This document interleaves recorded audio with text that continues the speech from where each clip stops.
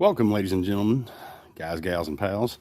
This is what I was working on today, and I've already installed the light kit, but this is just after I've done it, but before the video. I don't know. Putting this 3-bay light kit in from Toro. This is a 72509 unit with a 60-inch deck, Toro Grandstand, and then it's got the rear-facing light that comes with this kit.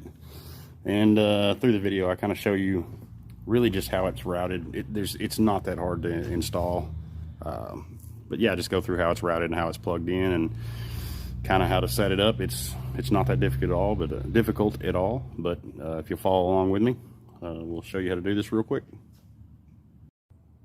Just wanted to take a moment and talk about the instructions on this new Toro light kit for the Grandstand 60. Nice little unit. Anyways, one of the instructions, or part of the instructions, is to remove the fuel tank. It's not that hard, but it is kind of funny that you gotta take the fuel tank out of this thing to install a light kit. But that's what the instructions say, so I'll be back when I get this out. I guess I made a big deal about nothing. If you're doing this on your Grandstand, it's really just these 4 bolts right here and under the fuel line and the vent line, and it just pulls right out. This one was actually missing bottom 2 bolts, so it wasn't that hard. But yeah, we'll move through the instructions. I want to show you something else.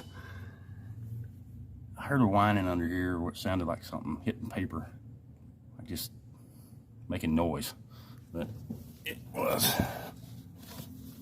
just a shop rag or a shop towel, whatever. Yeah. All right, so this is everything you're going to get in the Toro light kit for the Grandstand. The light kit's got this bracket that's got these 3 lights, and this light is to face the rear of the machine. The rocker switch, this goes with this light. This hardware goes in these 2 holes and mounts to the front of the machine, and of course a handful of zip ties and harness. The loom, we'll figure out how to plug that in a minute. But the panel of 3 lights will mount up to these 2 square holes. I'm on focus.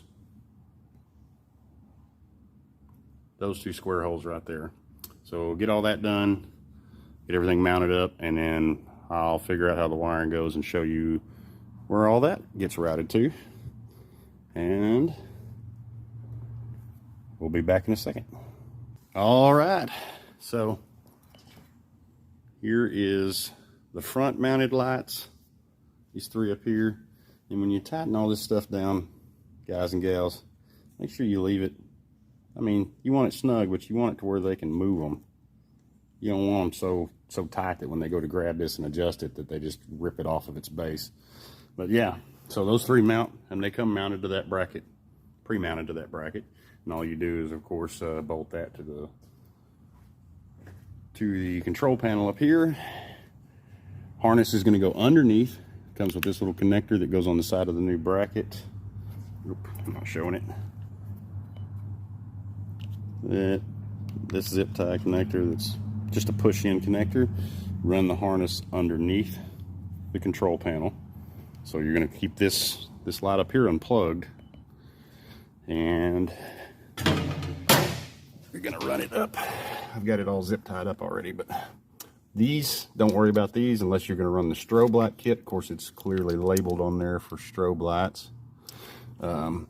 Your actual plug is going to be the auxiliary connector here to harness. This is actually the plug where this is the new light harness. This is the old one that was actually zip tied up here. They're labeled.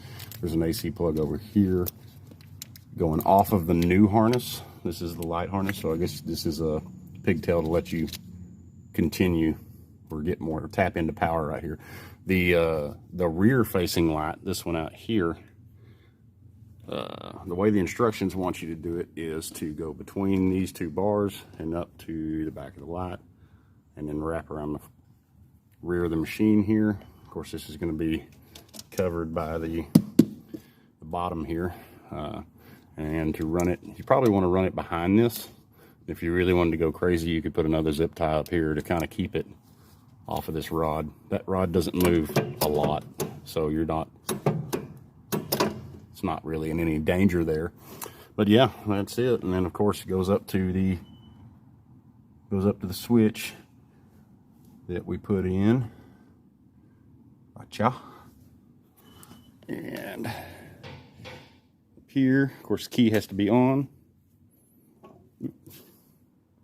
Power switch on. And oh, it wasn't clipped all the way in. Yeah, there's your 3 up front. Bright enough to mow at night, I guess. That's your thing. And then you got the rear facing light so that you don't pin yourself up against the house, I guess. So that one I might have tightened up a little bit. No, it's okay. But yeah, that's it. And then throw your gas tank back in there and all your panels, and you're done. There's really nothing to this. If you have any questions, put them down in the comment section. Please like and subscribe. I'll see you on the next video. One more thing. When you put this plate on to hold the fuel tank in, make sure you don't pinch this wire behind it.